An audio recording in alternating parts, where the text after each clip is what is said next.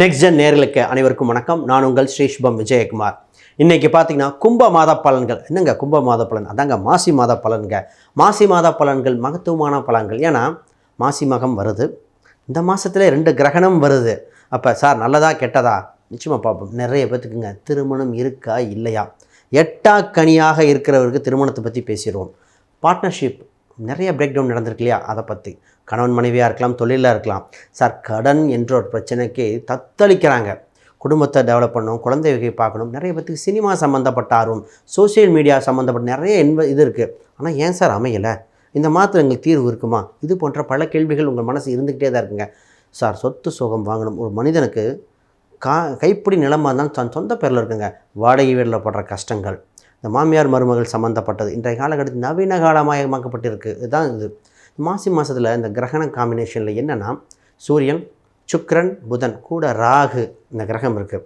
அப்போ நிறைய விஷயத்தை அள்ளி கொடுக்க போகிறது மாற்றுக்கருத்தில். ஸோ ஒரு சில விஷயங்கள் தவிர்க்கணும்னு சொல்ல போகிறேன்.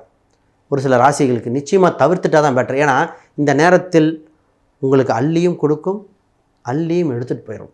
அப்போ நிறைய இன்வெஸ்ட்மெண்ட்டில் கவனமாக இருக்க வேண்டிய காலகட்டமாக இருக்குது. அதை பற்றி தெளிவாக பார்க்குறேன். ஒரு நிறைய ராசிகளில் உங்கள் ராசிக்கு என்ன ஏதுன்னு தெளிவாக இப்போ பார்க்க ஆரம்பிக்கலாம். மிதுன ராசி அன்பர்களே, மாசி மாத பலன்கள், குறிப்பாக கும்ப மாத பலன்னே சொல்லுங்கள். இந்த மிதுன ராசினாலே விகட யோகம் உண்டுங்க. கம்யூனிகேஷன் ஸ்கில் இருக்கும். அனைத்தும் அரவணைத்து போக இணைந்து செயல்பட இந்த ராசி இருக்கும். இந்த ராசி பேசும்போது எனக்கு தெரியாது, ஒன்றும் தெரியாது அப்படிங்கிற மாதிரி இருக்கும். ஆனால் சபையோ சங்கமோ முன்னாடி நிற்க வச்சா பேசுகிற பேச்சு அற்புதமாக இருக்கும். இவங்க எங்கே இருக்காங்க, அங்கே கலகலப்புக்கு பஞ்சம் இல்லை. இவங்க எங்கே இருக்காங்களோ அந்த இடத்துல மற்றவங்களுக்கு இணங்கி போகிறது, ஆளுக்கு தகுந்த மாதிரி அந்த விகட யோகம்னு சொல்லுவோம். இடத்துக்கு தகுந்த மாதிரி பேசி சமாளிக்கிற திறமை அற்புதமாக இருக்கும். சார் உங்கள் ராசிக்கு 9ஆம் இடத்துல தான் சூரிய பகவான் வரார். இந்த மாதத்தில் பார்ப்போம். முதல்ல இவங்களுக்கு பார்க்க போகிற முதல் விஷயம் உடல்நிலைங்க. ஏன் உடல்நிலை பார்க்குறேன்னா, இந்த ராசிக்கு உடல்நிலை விஷயத்தில் பல தொந்தரவு அனுபவிச்சாச்சு. அது குறிப்பாக 2 மாதம் முன்னாடிலாம் பார்த்திங்கன்னா, 8ஆம் இடத்துல இருக்கிற செவ்வாய் வேலையில் கொடுத்த தொந்தரவுகள், வேலை இருக்குமா இருக்காதா, உடல் நலம் மாறுமா இல்லையா, இது மாதிரி பலது இருந்து இல்லையா. அதுக்கு ஒரு நல்ல நேரம் பிறந்திருக்கு. அது இந்த மாதம். ஃபஸ்ட் ஹெல்த் விஷயத்தில் நல்ல மருத்துவ ஆலோசனை செய்து உடலில் இருக்கிற நோய்கள் குணமாகும் காலகட்டம் வந்தாச்சு. சார் ஜெயிச்சிருவேனா, நிறைய பேர் ரத்தம் சம்மந்தப்பட்டது, யூட்ரஸ் சம்மந்தப்பட்டது, ஃபைல்ஸ் மாதிரி இருந்தது. நிறைய பேர்த்துக்கு சர்ஜரி பண்ணலாமா வேணாமான்னு இருந்தாங்க. அப்போ ஜாதக ரீதியாக பார்க்கும்போது அவங்களோட 11ஆம் இடம் வலு என்ன, 6ஆம் இடம் தன்மை என்ன, 6, 8 கனெக்ட் இருக்கா, இந்த தன்மைகள்லாம் பார்க்கும்போது என்ன தெரியும்னா, சார் இவங்க ட்ரீட்மெண்ட் போகலாம், இந்த மாதத்தில் போனால் நல்லாயிருக்கும், இந்த நட்சத்திர நாள், இந்த ராசி, இந்த மருத்துவமனை இப்படிலாம் பண்ணாங்கன்னா நிச்சயமாக ஜெயிச்சிருவாங்க. ஜெயிக்கக்கூடிய சூழ்நிலை வந்திருக்கு. ஃபஸ்ட் இதை ரெடி பண்ணிக்கோங்க. அடுத்து 2வது பார்த்திங்கன்னா மாணவர்கள் கோல்டன் டைம். மாணவர்கள் முக்கியமாக இந்த நேரத்தில் ஒரு 10th இல்லை +2 இல்லை காலேஜ் போகிறவங்களுக்கு ஃபஸ்ட்டு 10th +2 இருப்பீங்க, என்ன சப்ஜெக்ட் எடுக்கலான்னு மிகப்பெரிய இதாக இருக்கும். நீங்கள் சப்ஜெக்ட் எடுக்கணும் அப்படியே முடிவு பண்ணிட்டீங்கன்னா அவங்க ஜாதகம் என்ன சொல்லுதுன்னு பார்க்கணும். ஜாதகம் உங்களுக்கு சாதகமாக வழிகாட்ட வந்திருக்கு. சார் நிறைய பேர் எல்லாம் பிஇ படித்தோம், ஏன் சார் வேறு சப்ஜெக்டில் வேறு ஃபீல்டில் இருக்கீங்க, டாக்டர் படித்தவங்க அந்த ஃபீல்டு இல்லையே, வேறு பிஸ்னஸ் பண்ணிகிட்ருக்காரு, ஏன்? அப்போ உங்கள் ஜாதக ரீதியாக ஒரு விஷயம் சொல்ல வருது இல்லையா, இதை எடுத்தால் இது தொழிலுக்கு போவேன், இல்லை எனக்கு பிஸ்னஸ்னால் அதுக்கு தகுந்த படிச்சுக்கலாம். நிறைய பேர் இந்த மாதிரி போனால் தான் நல்லாயிருக்கும். அப்போ நிறைய பேருக்கு பார்த்திங்கன்னா மேனேஜ்மெண்ட் போகலாமா, இல்லை பாஸ் ஆயிடுவாமா, இல்லை என்ட்ரன்ஸ் எக்ஸாம் எழுதலாமா, நிறைய பேர் கேட்பாங்க விஐடி எழுதட்டுமா, இல்லை சென்னையில் எழுதட்டுமா, ஜேஇ எழுதட்டுமா.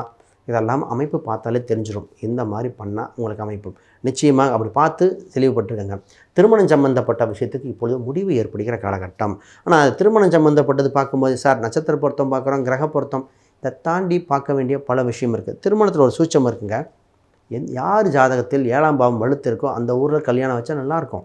இதை விட்டுட்டு எங்கே சார் வைக்கணும், எங்கள் ஊர்லேயா அவங்க ஊர்லையா, இப்போ இது ஃபஸ்ட்டு. இன்னொரு ஜாதகத்தில் என்ன இருக்கும், கோயிலில் வச்சா நல்லாயிருக்கும், மண்டபத்தை வச்சா நல்லாயிருக்கும், இதெல்லாம் பிரிக்கலாம். அப்போ இந்த சூட்சமங்கள் தெரிஞ்சிருக்க வேண்டிய காலகட்டம். இது ஒரு சிலருக்கு பார்த்திங்கன்னா திருஷ்டி தோஷம் இருக்கிறவர்களுக்கு நான் என்ன சொல்லுவேன்னா, ஃபஸ்ட் ரிசப்ஷன் வைக்காதீங்க, கல்யாணத்துக்கு அப்புறம் ரிசப்ஷன் வைங்க. ஏன்னா திருஷ்டி தோஷம் இருக்கிற ஜாதகம் ஒரு சில ஜாதகம் இருக்குது, அதை ஃபஸ்ட்டே வச்சுட்டு மாட்டிக்குவாங்க. அப்போ இந்த தன்மைகள் எல்லாம் பார்த்து தாங்க போடணும். இது இப்படி பண்ணால் தான் நிச்சயமாக வளர்ச்சி உண்டு. இப்போ முக்கியமான 2 பாயிண்ட் இருக்குது. திருமணத்தை ரொம்ப கவனமாக செய்ய வேண்டியது. சார் உங்கள் ராசிக்கு 9ஆம் இடத்தில் சூரியன், சுக்கிரன், புதன், ராகு இருக்குது. பொதுவாக ஆன்மீகம் சம்மந்தப்பட்டது, தந்தை வழி உறவு சம்மந்தப்பட்டது. அதை விட முக்கியமான ஒரு பாயிண்ட் என்ன அப்படின்னா, உங்களோட வெளிநாட்டு சம்மந்தப்பட்ட விஷயத்தை 1க்கு 2 முறை ஆலோசனை செய்து விட்டு பண்ணுங்கள். இப்பொழுது பல மாறுதல் ஏற்பட வாய்ப்புண்டு. நிறைய பேர் பார்த்திங்கன்னா வெளிநாட்டுக்கு ட்ரை பண்ணுறேன், அதுக்கு ட்ரை பண்ணுவாங்க. ஆனால் ஏமாறக்கூடிய வாய்ப்புண்டு. பணம் கொடுத்து ஏமாந்தவங்க, இது மாதிரி பல சிக்கல்கள் ஏற்படுகிற சூழ்நிலையில் இருக்குது. கவனமாக செய்தால் தப்பித்து விடுவீங்க. இந்த நேரத்தில் பிஸ்னஸ் தான் கோல்டன் டைம். சார் பிஸ்னஸில் ஜெயிக்க முடியுமா? உங்கள் ராசிக்கு 9 10க்குரியவர் 8 9க்குரிய 10ஆம் இடத்தில் இருக்கும்போது தர்ம கர்மாதிபதி யோகம் போல் வருதுங்க. சார் உங்களுக்கு கோயில் சம்மந்தப்பட்டு சபைகள் சங்கத்தில் ஒரு மதிப்பு மரியாதை கூடுது.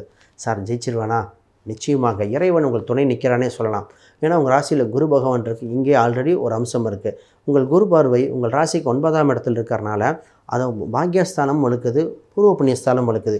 இந்த மாதம் உங்களுக்கான மாதமாக இருக்குது. இப்போ தொழிலில் ஆரம்பித்து சின்ன சின்ன விஷயமாக தொடங்கி வீட்டில் வச்சு பண்ணுறது, பெண்கள் நிறைய பேர் வீட்டில் வச்சே தொடங்கி இந்த மாதிரி பண்ண மிகுந்த வளர்ச்சி வந்துடும். இதில் ஒரே ஒரு விஷயம் கவனமாக இருக்கணும். கடன் வாங்கி பெரிய முதலீடு பண்ணக்கூடாது. ஷேர் மார்க்கெட் முதலீட்டில் கவனமாக இருக்க வேண்டிய காலகட்டம்.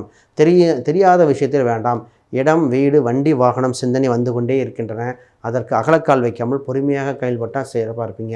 நிறைய பேர் பார்த்திங்கன்னா, சார் இடம் வீடு வாங்குகிறேன், சொத்து வாங்குறேன்னு டக்குன்னு அட்வான்ஸ் கொடுத்துருவாங்க.